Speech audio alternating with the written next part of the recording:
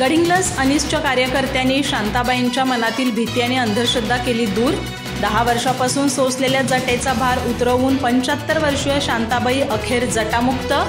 जटा उतरवून शांताबाईंनी घेतला मतदानात उत्स्फूर्त सहभाग। गडिंग्लज तालुक्यातील हसूर सासगिरी इथं राहणाऱ्या 75 वर्षीय शांताबाई मांगनूर दड्डी या गडिंग्लज अंधश्रद्धा निर्मूलन समितीच्या कार्यकर्त्यांच्या प्रबोधनामुळे जटामुक्त झाल्या।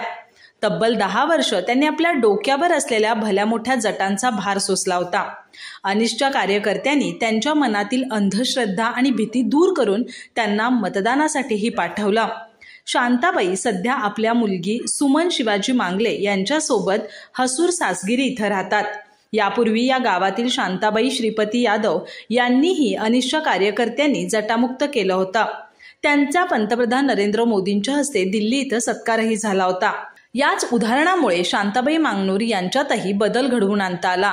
मी जटामुक्त झाल्यापासून मला कोणताही त्रास झालेला नाही असं यादव यांनी दिलेल्या विश्वासाने शांताबाईंच्या मनातील अंधश्रद्धा दूर केली। अनिसचे राज्य कार्यकारिणी सदस्य प्राध्यापक प्रकाश भोईटे आणि प्राध्यापक सुभाष कोरे यांनी शांताबाईंचं प्रबोधन करून त्यांच्या मनातील भीती पूर्णपणे घालवली आणि त्यांना जटामुक्त करून त्यांना मतदानाला पाठवलं।